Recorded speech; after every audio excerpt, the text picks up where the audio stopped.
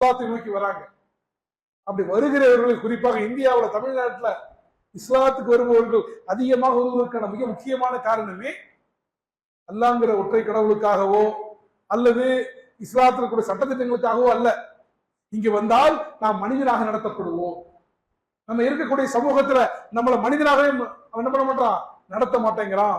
நம்மை புழுவை விட நாயை விட கேவலமாக நடத்துகிறார்கள்.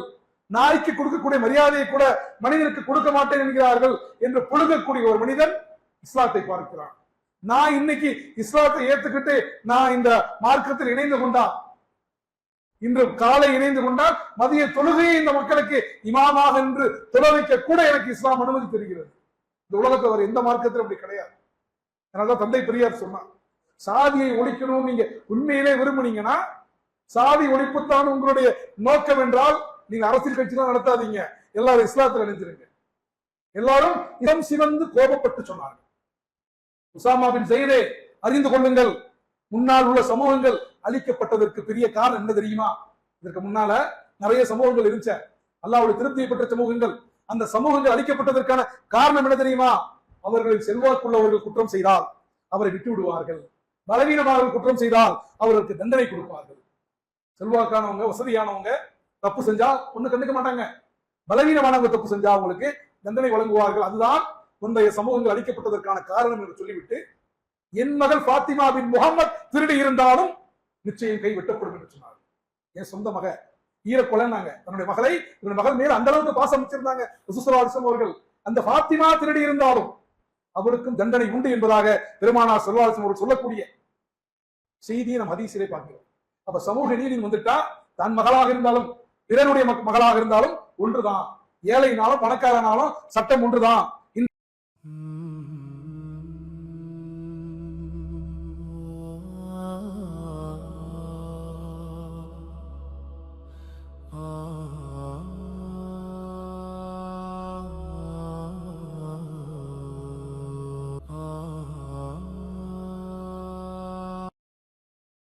أعوذ بالله من الشيطان الرجيم بسم الله الرحمن الرحيم إن الحمد لله نحمده ونستعينه ونستغفره ونؤمن به ونتوكل عليه ونعوذ بالله من شرور أنفسنا ومن سيئات أعمالنا من يهده الله فلا مضل له ومن يضلل فلا هادي له وأشهد أن لا إله إلا الله وأشهد أن محمدا عبده ورسوله أما بعد يا أيها الناس اتقوا ربكم الذي خلقكم من نفس واحدة وخلق منها زوجها وبث منهما رجالا كثيرا ونساء واتقوا الله الذي تساءلون به والأرحام إن الله كان عليكم رقيبا يا أيها الذين آمنوا اتقوا الله حق تقاته ولا تموتن إلا وأنتم مسلمون رب اشرح لي صدري ويسر لي أمري واحلل عقدة من لساني يفقهوا قولي ரப்பி சிதறி இல்மா ரப்பி சிதறி இல்மா ரப்பி சிதறி இல்மா.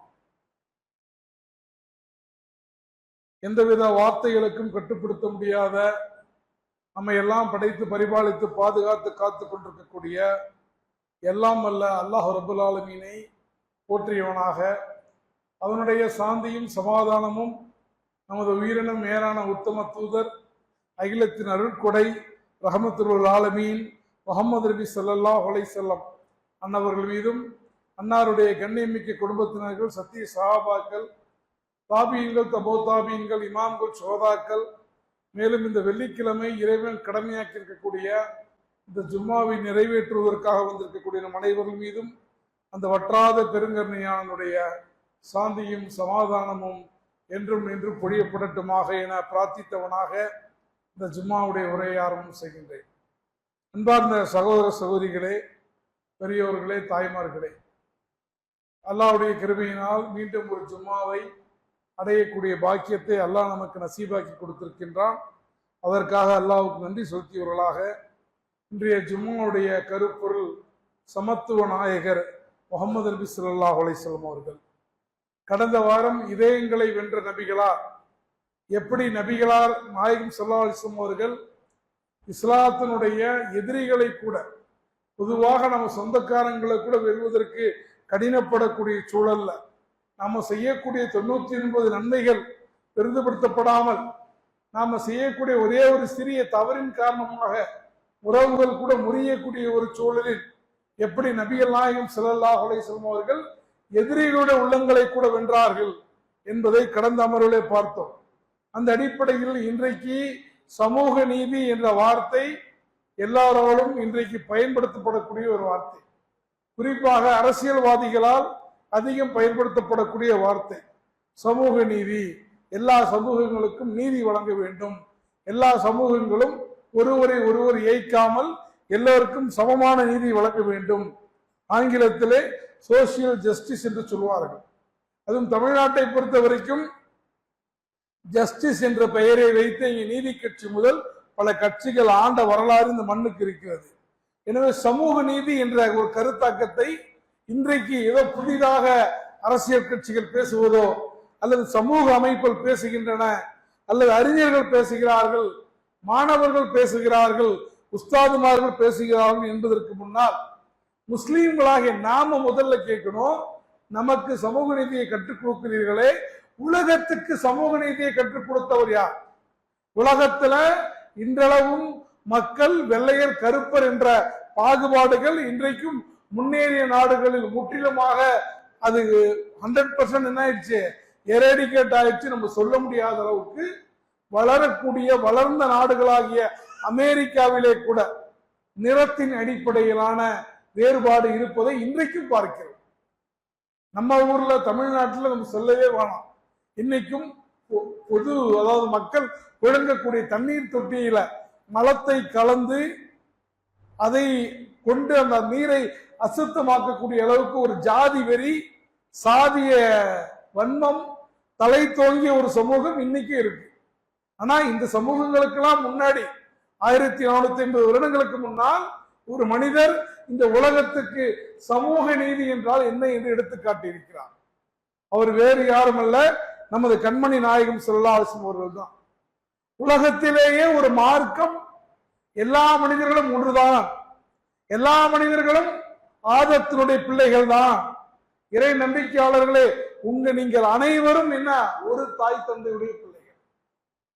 தமிழ்ல கூட சொல்லுவாங்கல்ல, யாதும் ஊரே யாவரும் கேளீர் என்று கணியன் பூங்குழனார் சொன்னதை போல உலகத்துல ஒரு வேதம், ஒரு இறைவனால் அனுப்பப்பட்ட ஒரு சட்டம் மனிதர்கள் அனைவரையும் சமமாக பாவிக்கக்கூடிய ஒரே ஒரு மார்க்கம் இஸ்லாம் மட்டும்தான். இன்னும் கேட்டா இஸ்லாத்துக்கு நிறைய பேர் ஆயிரக்கணக்கில் இந்தியாவில் மட்டுமல்ல பல நாடுகள்ல இஸ்லாத்தை நோக்கி வராங்க. அப்படி வருகிறவர்கள் குறிப்பாக இந்தியாவில் தமிழ்நாட்டில் இஸ்லாத்துக்கு வருபவர்கள் அதிகமாக வருவதற்கான மிக முக்கியமான காரணமே அல்லாங்கிற ஒற்றை கடவுளுக்காகவோ அல்லது இஸ்லாத்தில் கூட சட்டத்திட்டங்களுக்காகவோ அல்ல. இங்கு வந்தால் நாம் மனிதனாக நடத்தப்படுவோம். நம்ம இருக்கக்கூடிய சமூகத்துல நம்மளை மனிதனாகவே அவன் என்ன பண்ண மாட்டான், நடத்த மாட்டேங்கிறான். நம்மை புழுவை விட நாயை விட கேவலமாக நடத்துகிறார்கள். நாய்க்கு கொடுக்கக்கூடிய மரியாதையை கூட மனிதனுக்கு கொடுக்க மாட்டேன் என்கிறார்கள் என்று புழுகக்கூடிய ஒரு மனிதன் இஸ்லாத்தை பார்க்கிறான். நான் இன்னைக்கு இஸ்லாத்தை ஏத்துக்கிட்டு நான் இந்த மார்க்கத்தில் இணைந்து கொண்டால், இன்று காலை இணைந்து கொண்டால் மதிய தொழுகையை இந்த மக்களுக்கு இமாமாக என்று தொழ வைக்க கூட எனக்கு இஸ்லாம் அனுமதி தருகிறது. இந்த உலகத்தில் வர எந்த மார்க்கத்தில் அப்படி கிடையாது. அதனாலதான் தந்தை பெரியார் சொன்னார், சாதியை ஒழிக்கணும் நீங்க உண்மையிலே விரும்புனீங்கன்னா, சாதி ஒழிப்புத்தான் உங்களுடைய நோக்கம் என்றால் நீங்க அரசியல் கட்சியெல்லாம் நடத்தாதீங்க, எல்லாரும் இஸ்லாத்தில் இணைஞ்சிருங்க, எல்லாரும் இஸ்லாத்தில் இணைந்து விடுங்கள். இஸ்லாம் மட்டும்தான் உண்மையிலே மனிதனை ஏற்றத்தாழ்வு இல்லாமல் பாதிக்கக்கூடிய ஒரே மார்க்கம். அமெரிக்காவிலே முதலில் இஸ்லாத்தை எடுத்து சென்ற தாவா செய்த மால்கம் எக்ஸ் அவர்கள் ஒரு கருப்பின தலைவர். அவர் சொன்னார், நாங்கள் கருப்பர்கள் நல்லா வாழணும் அப்படின்னா வெள்ளையர்கள் ஒழிக்கப்பட்டாக வேண்டும், வெள்ளையர்கள் ஒழிந்தால்தான் கருப்பர்கள் நிம்மதியாக வாழ முடியும் என்ற தீவிர நிலைப்பாட்டில் இருந்த மால்கம் எக்ஸ் ஹஜ்ஜுக்கு போறார். மாலிகல் ஷாபாஸ் என்று சொல்லப்படக்கூடிய மால்கம் எக்ஸ் ஹஜ்ஜுக்கு போறார். ஹஜ்ஜுக்கு போயிட்டு வந்து ஒரு எழுதுறாரு, எனக்கு பக்கத்தில் அமெரிக்கனை விட வெள்ளையனான ஒரு அரபியன் நின்று இருந்தான், எனக்கு இடது பக்கத்தில் என்னுடைய கருப்பனை விட கருப்பான ஒரு ஆப்பிரிக்க நீக்ரோ என் அருகே தொழுது கொண்டிருந்தான். அப்போது உணர்ந்து கொண்டேன், கருப்பனும் வெள்ளையினும் ஒன்றாக வேண்டும் என்றார், கருப்பனும் வெள்ளையினும் ஒரே மனிதனாக மதிக்கப்பட வேண்டும் என்றால் யாரும் யாரையும் வெட்டி கொள்ள வேண்டியதில்லை, அவர்கள் இஸ்லாத்தை தழுவிக் கொண்டால் போதும் என்று இஸ்லாத்துக்கான புரட்சிகர அழைப்பை மால்கம் எக்ஸ் விடுத்ததற்கு காரணம் உலகத்தில் இஸ்லாம் மட்டும்தான் மனிதனை மனிதனாக பார்க்கிறது. மனிதனை எந்த ஏற்றத்தாழ்வும் இல்லாம, ஏன்னா உலகத்துக்கு எல்லா மனிதனும் படைச்சோம் அல்லாஹ்தான். நம்ம சொல்றோமே பிஸ்மில்லாஹிர் ரஹ்மானிர் ரஹீம், ரஹ்மான்கிற வார்த்தைக்கு அர்த்தம் என்ன? உலகத்தில் இருக்கக்கூடிய அனைவருக்கும் அருள் செய்யக்கூடிய. முஸ்லீம்களுக்கு மட்டுமா செய்யறான்ல? உங்க எல்லாருக்கும் முஸ்லீம்களுக்கு மட்டுமா காத்து உங்களுக்கு காத்து கொடுத்து நீர் கொடுத்து உலகத்தை கொடுத்து செல்வத்தை கொடுத்து இல்லையே? தன்னை எதிர்க்கக்கூடியவர்கள், தன்னை நிராகரிக்கக்கூடியவர்கள், தனக்கு சிற்கு வைக்கக்கூடியவர்கள், இறைவன் இல்லை என்று சொல்லக்கூடியவர்கள் அனைவருக்கும் அருள் புரியக்கூடியவன் ஒருத்தவன் தான். அகிலத்துக்கு பிரபஞ்சங்களுடைய அதிபதி அல்லாஹ் ரப்பல் ஆலமீன். அப்ப உலகத்துல சமத்துவத்தை, சமூக நீதியை, சுயமரியாதையை நிலைநாட்டிய மார்க்கம் இஸ்லாம். நிலைநாட்டியதை முதலில் அறிமுகப்படுத்தியவர்கள் பெருமானார் ஸல்லல்லாஹு அலைஹி வஸல்லம் அவர்கள். சமூக நீதியை வெறும் ஒரு அரசியல் கோஷமாக அல்லாமல் உண்மையிலேயே ஒரு சமூகத்தை அமைச்சு காட்டினார். உண்மையிலேயே ஒரு சமூகத்தை அமைத்து காட்டினார்கள். நாமெல்லாம் இன்னைக்கு வளைகுடால வேலை செய்தவர்களுக்கு தெரியும், நம்ம என்னதான் முஸ்லிம்களாக இருந்தாலும் அவர்களுக்கு நம்ம வேற ஆளுதான். அரபிகளை மதிப்பதை போல் நம்மை மதிக்க மாட்டார்கள். ஆனால் பெருமானார் ஸல்லல்லாஹு அலைஹி வஸல்லம் ஒரு சமூகத்தை உருவாக்குனாங்க. அரபுகளோடு கருப்பினத்தை சேர்ந்த பிலால் இருந்தார், ரோமாபுரியை சேர்ந்த சுஹைப் இருந்தார், பாரசீகத்தை சேர்ந்த சல்மான் பாசி இருந்தார். நாடுகள் இல்ல, நிறங்கள் இல்ல, வர்க்கங்கள் இல்ல. ஒரே ஒரு விஷயம், நீ லா இலாஹ இல்லல்லான்ற கலிமாவை சொல்லிட்டியா, நீ என்னுடைய சகோதரன். அப்ப அந்த சமூக நீதியை கொடுத்தது இஸ்லாம். சமூக நீதினா என்னன்னா எல்லோருக்கும் நீதி வழங்குவது. யாருக்கு தேவையோ, ஒருவனுக்கு என்ன தேவையோ அதை கொடுப்பது சமூக நீதி. எல்லாருக்கும் ஒரே மாதிரி கொடுக்க கூடாது. ஒருவனுக்கு சாப்பாடு தேவைன்னா அவனுக்கு சாப்பாடு கொடுக்கணும், ஒருவனுக்கு வேலை தேவைன்னா அவனுக்கு வேலை கொடுக்கணும், ஒருவனுக்கு கல்வி தேவைன்னா அவனுக்கு கல்வி கொடுக்கணும், ஒருவனுக்கு சுயமரியாதை தேவைன்னா சுயமரியாதையை கொடுக்க வேண்டும். அப்ப சமூக நீதியுடைய அடிப்படை என்னன்னா மனிதர்களுக்கு மத்தியில எந்த விதமான அநீதியும் இருக்கக்கூடாது. அல்லாஹ் ரப்பல் ஆலமீன் சொல்லி காட்டுறான், அல்லாஹ்வுடைய தூதர் ஸல்லல்லாஹு அலைஹி வஸல்லம் சொல்லி காட்டுறாங்க, அநீதி இழைக்கப்பட்டவனுடைய பிரார்த்தனைக்கு பயந்து கொள்ளுங்கள். அநீதி இழைக்கப்பட்டவனுடைய பிரார்த்தனைக்கு பயந்து கொள்ளுங்கள். அந்த பிரார்த்தனைக்கும் அல்லாஹ்வுக்கும் இடையில் எந்த திரையும் இல்லை என்றார். மூசா அலைஹிஸ்ஸலாம் அல்லாஹ்வை சந்திச்சாங்கள, அவர்களுக்கு மத்தியில திரைகள் இருந்தன. அதை விட நெருக்கமாக பாதிக்கப்பட்டவனுடைய பிரார்த்தனை இறைவனை அர்ஷுடைய போங்கிறாங்க. பாதிக்கப்பட்ட முஸ்லீம் ஹிந்துலாம் சொல்லல, பாதிக்கப்பட்டவன் யாராக இருந்தாலும் சரி அவனுக்கு பயந்து கொள்ளுங்கள். அப்ப அநீதியை அகற்ற வேண்டும். பலவீனர்களுடைய எந்த ஒரு சமூகத்துல ஒரு சமூகம் பலவீனமாக இருக்கிறதோ, யார் விளிம்பு நிலை மக்களாக இருக்கிறார்களோ அவர்கள் உரிமையை பாதுகாக்க வேண்டும். சட்டத்தை வெறும் அதிகாரம் உள்ளவர்களுக்கு மட்டும் சாதகமாக்காமல் எல்லோருக்கும் ஒரே சட்டமாக இருக்க வேண்டும். ஏழைகளுக்கும் கண்ணியத்தை கொடுக்க வேண்டும். பெண்களுடைய உரிமையை பாதுகாக்க வேண்டும். அனாதைகள், அடிமைகள், தொழிலாளர்கள் என இவங்க சமூகத்துல ஈஸியான ஒரு சாஃப்ட் டார்கெட். யாரு வேணா என்ன பண்ணலாம், அதிகாரம் மிக்கவங்களை யாரும் போய் அதிகார துஷ்பிரயோகம் பண்ண மாட்டாங்க. யார் ஏப்ப சப்பையா இருக்காங்களோ, யார அடிச்சா யாரும் கேட்க மாட்டாங்களோ அந்த மாதிரி மக்களை தான் சமூக விரோதிகள் சுரண்டுவார்கள். இன்னைக்கு சமூகத்தில் நடக்கக்கூடிய எல்லா சமூக தீமைகள் எடுத்துங்க. இன்னைக்கு இருக்கக்கூடிய போதைப் பொருள் கலாச்சாரத்தை எடுத்துக்கொள்ளுங்கள். அந்த போதைப் பொருள் மாஃபியாக்கள் யாரை குறி வைக்கிறாங்க? யாருக்கு பணம் தேவை, யார் ஏழ்மையில் இருக்கிறா, யார் வறுமையில் இருக்கிறா, அதை பயன்படுத்தி அவர்களை தங்களுடைய சுரண்டலுக்கு பயன்படுத்தி கொள்வதை நாம் பார்க்கிறோம். இஸ்லாத்தை பொறுத்த வரைக்கும் சமூக நீதி என்றால் நீ எந்த மதத்தில் வேணா இருந்துக்கோ, அது நீ செய்த நன்மை தீமைக்கு அல்லாஹ் தஆலா மறுமையில கூலி தருவான். மறுமையில் அவன் ரஹமானா இருக்க மாட்டான், அவன் ரஹீமாக இருப்பான். மறுமையில இந்த உலகத்துல எல்லாருக்கும் கொடுக்கிறானே ரஹமானாக, அப்படிப்பட்ட ரஹமானாக இருக்க மாட்டான். மறுமையில தன்னை நம்பியவர்களுக்கு மட்டுமே சூனத்தை கொடுக்கக்கூடிய ரஹீமாக இருப்பான். ஆனா இந்த உலகத்துல மனிதர்களை சமமாக நடத்துவது, சமத்துவமாக நடத்துவது என்பது இஸ்லாம் கற்றுக் கொடுத்த பாடம். அதை நடைமுறைப்படுத்தி காட்டியவர்கள் பெருமானார் ஸல்லல்லாஹு அலைஹி வஸல்லம் அவர்கள். அதனால்தான் அல்லாஹ் சொல்றான், மனிதர்களே நாம் உங்களை ஒரு ஆண் பெண்ணிலிருந்து படைத்தோம், உங்களை ஒரு ஆண் பெண்ணிலிருந்து படைத்தோம், உங்களுக்கு மத்தியில பல கோத்திரங்களாக, பல குடும்பங்களாக, பல சமூகங்களாக ஆக்கியிருக்கிறோம். எதற்காக என்றால் நீங்கள் ஒருவரை ஒருவர் அறிந்து கொள்வதற்காக. இந்த கோத்திரத்துல பிறந்துட்டா, இந்த குடும்பத்துல பிறந்துட்டா, இந்த பகுதியில பிறந்துட்டா நீங்க பெரிய ஆளு, அப்படிலாம் இஸ்லாத்துல கிடையாது. இல்ல இந்த குடும்பத்துல பிறந்துட்டா, இந்த பகுதியில பிறந்துட்டா நீங்க சின்ன ஆளு, அப்படிலாம் இஸ்லாத்துல கிடையாது. அப்ப எதுக்கு வேறுபாடுனா, ஒருவர் இன்னொருவரை தெரிந்து கொள்ள வேண்டும். கொஞ்சம் நினைச்சு பாருங்களேன், எல்லாருக்கும் ஒரே மாதிரி மூஞ்சா இருந்தா கண்டுபிடிக்கவே கஷ்டமா இருக்கும். மனிதர்கள் ஒருவரை ஒருவர் அறிந்து கொள்வதற்காக அல்லாஹ் இத்தகைய வேறுபாடுகளை வைத்திருக்கிறான்.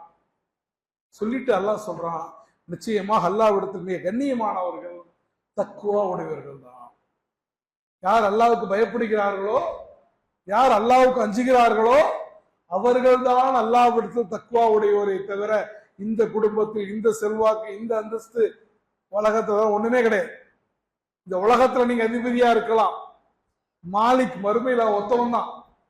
அப்ப அதே போல நீங்கள் இந்த உலகத்தில் அனைவரையும் ஒரே மாதிரியாக நடத்த வேண்டும். மனிதர்களுக்கு மத்தியில வேறுபாடு இருக்கலாம், ஒவ்வொரு ஆளும் வெவ்வேறு மொழி பேசக்கூடியவர்களாக இருக்கலாம், வெவ்வேறு இனத்தவராக இருக்கலாம், வெவ்வேறு கோத்திரமாக இருக்கலாம், வெவ்வேறு குடும்பமாக இருக்கலாம். ஆனா மனிதன் என்ற அடிப்படையில் அனைவரும் ஒரே தாய் தந்தையிலிருந்து பிறந்தவர்கள். நம்ம சொல்லுவோம்ல, உங்க ரத்த பந்தம், சொந்தக்காரங்க, அப்படியே கொஞ்சம் டிக் பண்ணீங்கன்னா ஒரு 10 தலைமுறைக்கு முன்னாடி போனீங்கன்னா நம்ம சொந்தக்காரன் இல்லைன்னு நினைச்சுப்போம், எல்லாருமே தான் இருப்போம், சொந்தக்காரனா தான் இருப்போம். கடைசியா போய் டிக் பண்ணா எல்லாருமே ஆதம் அலைஹிஸ்ஸலாம் அவர்களுடைய உறவில் தான் முடியும். அப்ப நம்ம எல்லாருமே ஒரு தந்தை தாயுடைய மக்கள் தான். அதிலும் குறிப்பாக நம் உம்மத்தே முகமதியா பெருமானாருடைய தூதுத்துவத்தை ஏற்று இஸ்லாத்தை ஏற்றுக்கொண்டிருக்கிறோம். நமக்கு இறைவன் படைத்த மனிதன்கிற உறவும் கொள்கையை ஏற்றுக்கொண்ட முஸ்லீம்கிற உறவும் சேர்ந்து இருக்கிறது. இதை விட ஒரு சிறப்பு நமக்கு இருக்க முடியாது. அப்ப எப்படியெல்லாம் நபிகள் நாயகம் ஸல்லல்லாஹு அலைஹி வஸல்லம் அவர்கள் அந்த சமூகத்துல அந்த சமூக நீதியை நிலைநாட்டினாங்க. உதாரணத்துக்கு பிலால் ரலியல்லாஹு அன்ஹு அவர்களை பார்க்கலாம். பிலால் ரலியல்லாஹு அன்ஹு அவர்கள் ஒரு அடிமை, ஒரு கருப்பின அடிமை. அவர்களுடைய ரொம்ப பெரிய அழகானவரோ அந்தஸ்து மிக்கவரோ சமூகத்துல மிக பொருளாதாரத்துல மிக தன்னிறைவு பெற்றவரெல்லாம் கிடையாது பிலால். அன்றைய காலகட்டத்தில் அடிமைகள்லாம் நம்ம வேலை செய்யற பணியாட்கள் அல்ல. பணியாட்களுக்கு உரிமைகள் இருக்கிறது, அடிமைகளுக்கு எந்த உரிமையும் கிடையாது. காசு கொடுத்து வாங்கிடுவாங்க, அவ்வளவுதான். அவங்களா விடுதலை பண்ற வரைக்கும் காலத்துக்கும் அவர்களுக்குத்தான் ஒரு அடிமை சேவகம் செய்ய வேண்டும். அப்ப காலத்துக்கும் அந்த முதலாளியை விட்டு வெளியே போக முடியாது. என்ன வேலை சொன்னாலும் சரி, 8 மணி நேரம் தான் வேலை பார்ப்பேன், மீதி பண்ண ஓவர்டைம் கொடுங்கலாம் கேட்க முடியாது. அப்ப ஏன்னா நம்ம அடிமைகள்லாம் நம்மளோட வேலை செய்யற எம்ப்ளாயிஸ் நினைச்சு கூடாது. அது தொழிலாளர்களுக்கும் பணியாளர்களுக்கும் அடிமைகளுக்கும் மிகப்பெரிய வேறுபாடு இருக்கிறது. அடிமைத்தனத்தை ஒழித்த மார்க்கம் இஸ்லாம். இல்லைன்னா நம்ம நினைத்து பார்க்கவே பயமாக இருக்கிறது. பணம் உள்ளவர்கள், அதிகாரம் உள்ளவர்கள், பணம் இல்லாதவர்கள் எப்படியெல்லாம் நடத்துவார்கள் என்பதை நாம் சிந்தித்து பார்க்க வேண்டும். அப்ப அந்த சமூக அமைப்புல அவர் அடிமைக்கு எந்த அந்தஸ்தும் கிடையாது. பிலால் ரலியல்லாஹு தஆலா அவர்கள் அந்த ஒரு காஃபிரான ஒரு இடத்துல அடிமையாக இருந்த போது அவரை விடுவிப்பதற்காக அபூபக்கர் ரலியல்லாஹு தஆலா பேரம் பேசுறாங்க, எவ்வளவு வேணும். அந்த அவருடைய முதலாளி சொல்றான், இவரெல்லாம் ஒரு ஆளே இல்லைங்கிற அடிப்படையில ரொம்ப குறைந்த தொகையை சொல்றான். இவர் அதிகமான தொகையை கொடுத்து கொண்டு செல்கிறார். அப்ப சொல்றாரு, இவருக்கு போய் இவ்வளவு தொகை கொடுக்குறேன், நீ ஃப்ரீயா கேட்டிருந்தா கூட நான் கொடுத்துருப்பேன். அந்த அளவுக்கு தான் அவருடைய மதிப்புங்கிற அடிப்படையில சொல்றான். அப்ப அபூபக்கர் சொல்றாங்க, இது அல்ல, இதை விட 10 மடங்கு நீ கேட்டிருந்தாலும் நான் கொடுத்திருப்பேங்கிறாங்க. அப்ப அந்த அளவுக்கு ஒரு அடிமையாக இருந்தாலும் பிலால் ரலியல்லாஹு தஆலா அவருக்கு ஒரு அந்தஸ்து கொடுத்தாங்க.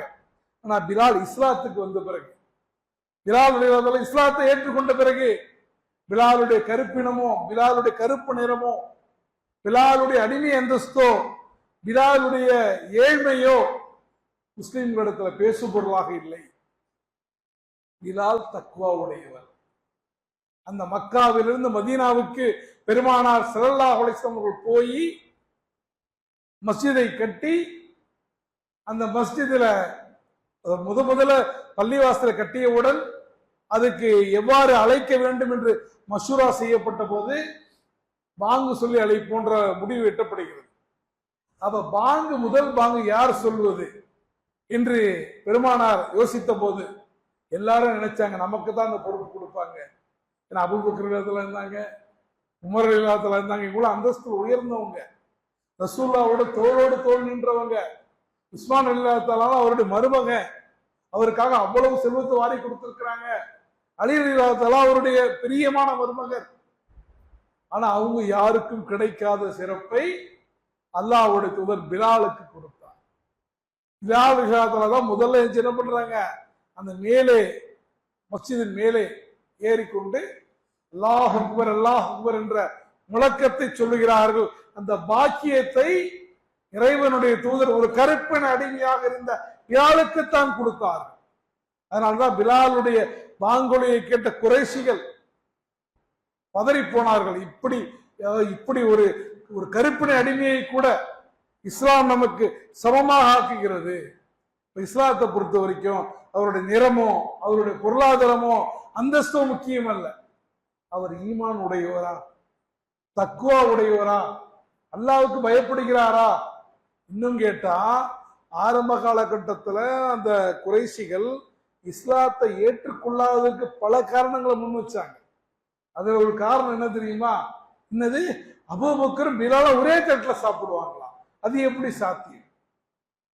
ஆண்டையும் அடிமையும் ஒரே தட்டிலாம் என்று அந்த அதிகார வர்க்கத்தில் இருந்தவங்க கொக்கரிச்சாங்க.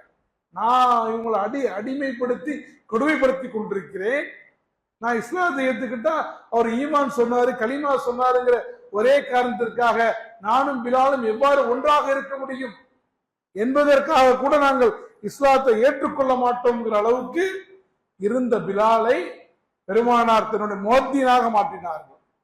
சமூகத்துடைய கீழ்த்தட்டுல இருந்த ஒரு மனிதர் இஸ்லாத்தை ஏற்றுக்கொண்ட காரணத்தினால் சமூகத்தினுடைய ஆக மிக உயர்ந்த மனிதராக மாறி போனார்களே, இதுதான் சமூக நீதி.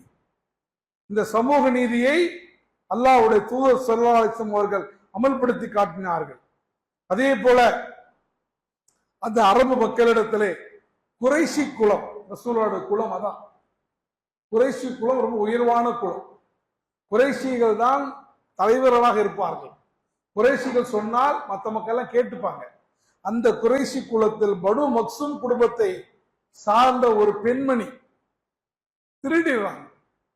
திருடிய பிறகு அவர் சாதாரண ஆள் இல்லை, அந்த சமூகத்துடைய மிகப்பெரிய ஒரு செல்வச்சி மாட்டி, மிகப்பெரிய ஒரு குடும்பத்துக்கு சொந்தக்காரர்கள். அவங்க பெரிய தப்புலாம் பண்ணல, ஒரு திருட்டு தான் பண்றாங்க. அதனால அவருக்கு இப்படியாவது பரிந்துரை செஞ்சு அவருக்கு தண்டனை கொடுக்காம நம்ம நிறைவேற்ற வேண்டும் என்று உசாமா இப்னு ஸைத், அவங்க யாருன்னா ரசூலுல்லாவால் வளர்க்கப்பட்டவர்கள்.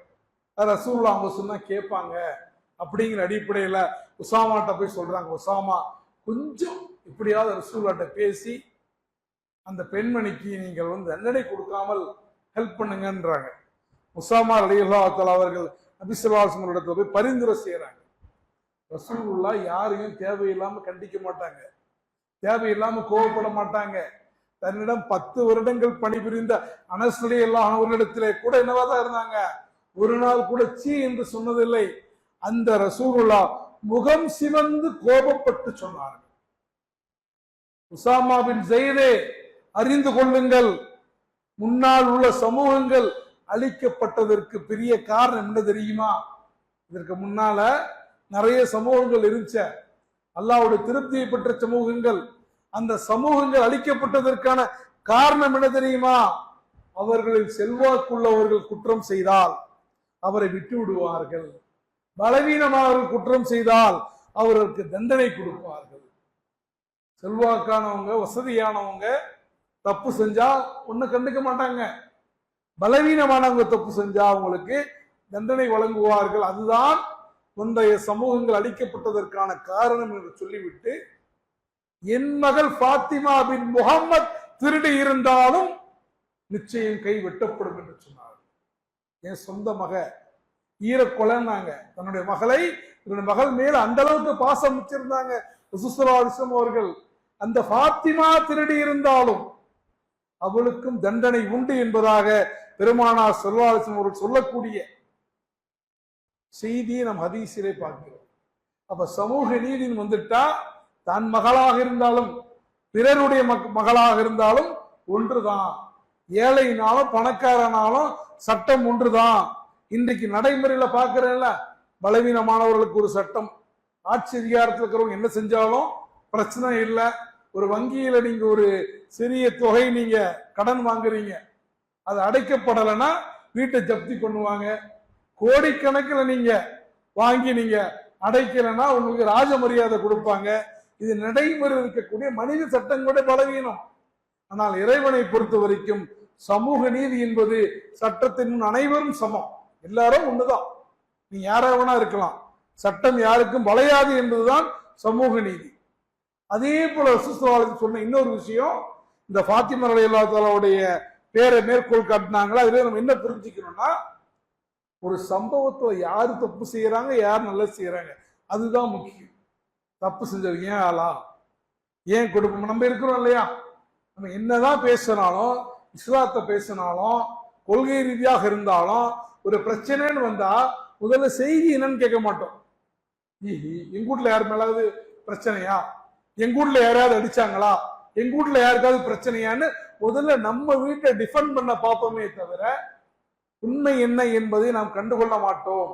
ஆனால் இது நிச்சயமாக சமூக நீதி அல்ல. எனக்கு நெருக்கமானவர் என்பதனால், என்னுடைய நண்பர் என்பதனால், என்னுடைய குடும்பத்தை சார்ந்தவர் என்பதனால் நான் உண்மைக்கு மாற்றமாக பேசுவேன், சட்டத்தை மீறி பேசுவேன், சட்டத்தை வளைப்பேன் என்று சொன்னால் அது நிச்சயமாக சமூக நீதியாக இருக்க முடியாது.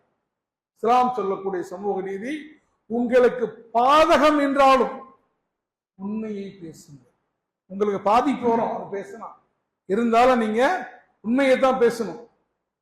அதே போல இன்னும் ஒரு சம்பவம், ஒரு கிராமவாசி மதீனாவுடைய பள்ளிவாசலுக்கு வர, ஒரு புதியவர், அவருக்கு பெருசா மார்க்கம் தெரியாது, ஒரு கிராமத்திலிருந்து வர, அவர் பள்ளிவாசல் ஒழுங்குகள்லாம் தெரியாது. பள்ளிவாசல் ஒரு பகுதியில் சிறுநீர் கழிக்கிறார்.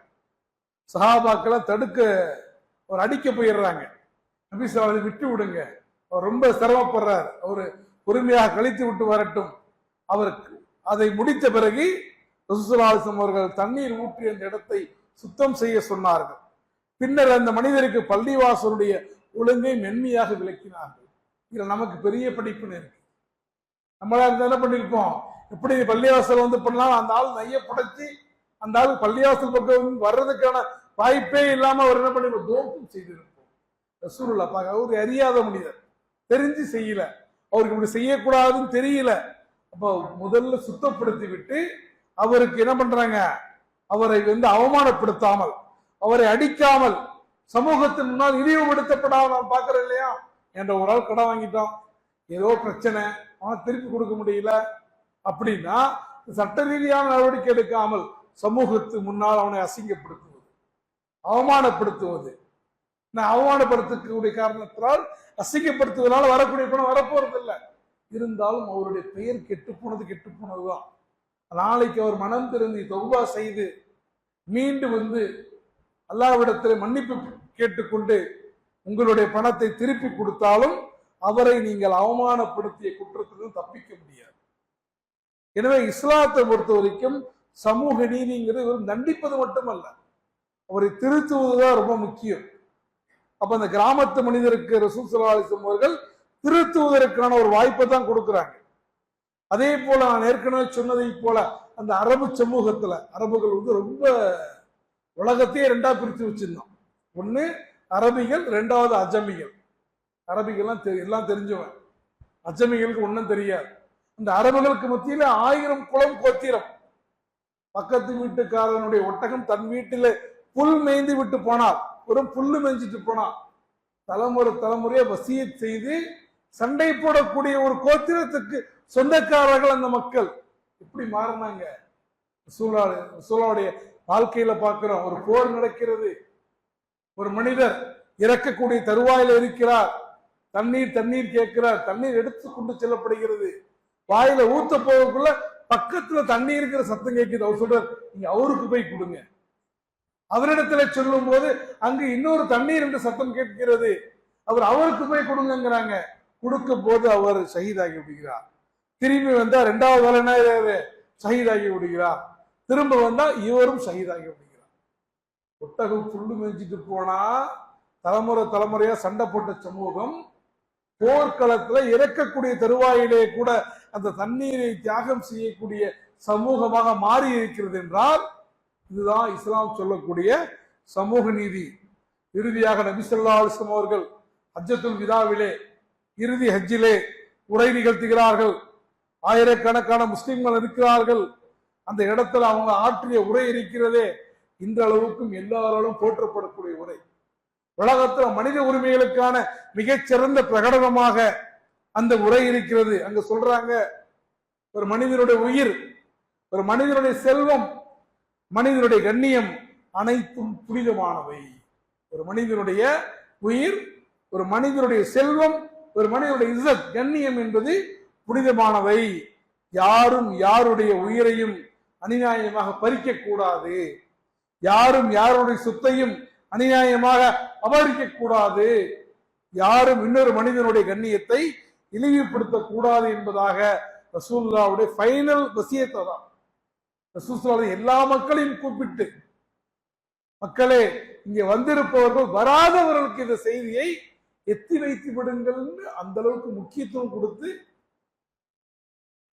இந்த விஷயத்த சொல்றாங்க. என்னன்னா, ஒரு இன்னொரு மனிதனுடைய உயிரும், மனிதனுடைய கண்ணியமும், மனிதனுடைய செல்வமும் என்ன முக்கியமானது, கண்ணியமானது. அதை நீங்கள் பாழாக்க கூடாது. அதனாலதான் ரசூலுல்லாஹ் அல்லாஹ் ரப்பல் ஆலமீன் சொல்றான், உங்களிடத்திலே அல்லாஹ்வில் சிறந்தவர்கள், அல்லாஹ்விடத்திலே சிறந்தவர்கள் யார் தெரியுமா? யார் தக்வா உடையோரோ அவர்கள் தான் சிறந்தவர்கள். அப்படிப்பட்ட தக்வா உடைய சமூகமாக பெருமானார் ஸல்லல்லாஹு அலைஹி வஸல்லம் அவர்கள் என்ன பண்ணாங்க? அந்த சமூகத்தை உருவாக்குனாங்க. அந்த சமூகத்தை என்ன பண்ணல? எந்த விதமான அநீதியும் இல்லை, யாருக்கும் முன்னுரிமை கொடுக்கப்படவில்லை. ஆனா இன்னைக்கு நம்ம அந்த சமூக நீதியை பத்தி பேசுறோம். நம்ம வீட்டுல, நம்மளுடைய சொந்த வீட்டுல மனைவி இடத்திலே நீதியாக நடந்து கொள்கிறோமா? நம்முடைய பிள்ளைகளிடத்துல பாரபட்சம் காட்டுகிறோமா? இல்ல எல்லாரிடத்துல ஒரே மாதிரியாக நடந்து கொள்கிறோமா? நமக்கு ஏழையும் பணக்காரனும் சொந்தக்காரனா இருக்கிறான், 2 பேரையும் ஒரே மாதிரி பார்க்கக்கூடிய தன்மை நம்ம இடத்துல இருக்கிறதா? நமக்கு ஒரு மனிதனை பிடிக்கவில்லை என்றால் அவரை பற்றி வரக்கூடிய நல்ல செய்தியை கண்டும் காணாமல் இருந்து விட்டு தப்பான செய்திகளை மட்டும் நாம் பரப்புகிறோம் என்றால் சமூக நீதியை பேசுவதற்கு நமக்கு எந்த விதமான உரிமையும் கிடையாது. ஏன்னா நாமளே என்ன பண்ணல, அந்த நீதியை நம்முடைய இடத்திலேயே நம்ம சரியான முறையில கடைபிடிக்கல. அல்லாஹ் ரப்பல் ஆலமீன் அப்படி இல்லாமல் சமூகத்துல சமூக நீதியை கடைபிடிப்பதற்கு முன்னால் நம்முடைய சொந்த வீடுகள்ல நீதியாளர்களாக முதலில் நடந்து கொள்ள வேண்டும். அல்லாஹ் ரப்பல் ஆலமீன் அப்படி நம்முடைய உள்ளங்களில் நீதியை ஏற்படுத்துவானாக. அநீதியில் இருந்த அனைவர்களையும் பாதுகாப்பானாக. சமூகத்தினுடைய ஏழைகள், அனாதைகள், விதவைகள், பலவீனர்கள் ஆகியோர்களுடைய உரிமைகளை பாதுகாக்கக்கூடியவர்களாக நம்மை அல்லாஹ் ரப்பல் ஆலமீன் ஆக்குவானாக. நம்முடைய குடும்பங்களில், பள்ளி வாயில்களில், நம்முடைய சமூகங்களில நீதியை நிலைநாட்டக்கூடிய மக்களாக, நம்முடைய வியாபாரத்துல, நம்முடைய கொடுக்கல் வாங்கல்ல, நம்முடைய பொருளாதார பரிவர்த்தனைகள்ல சரியான நீதியை நிலைநாட்டக்கூடிய மக்களாக, நம்ம பேசக்கூடிய ஒவ்வொரு பேச்சும் ஒவ்வொரு எழுத்திலும் இஸ்லாம் சொல்லக்கூடிய அடிப்படையில ஈடுபடக்கூடிய நல்ல மக்களாக அல்லாஹ் ரப்பல் ஆலமீன் நம் அனைவர்களையும் ஆக்கி மறுமையில எந்த நபிகளாரை நேசிக்கிறோமோ அந்த நபிகளாரோடு மறுமையில ஜன்னத்துல் ஃபிர்தௌஸிலே எழுப்பப்படக்கூடிய பாக்கியத்தை எல்லாம் வல்ல அல்லாஹ் ரப்பல் ஆலமீன் பேசக்கூடிய எனக்கும் கேட்கக்கூடிய உங்களுக்கும் தருவானாக என்று துவா செய்தவனாக, துவா செய்ய தூண்டியவனாக இந்த உரையை நிறைவு செய்கிறேன். வாஹிர் தவானா அல்ஹம்துலில்லாஹி ரப்பில் ஆலமீன்.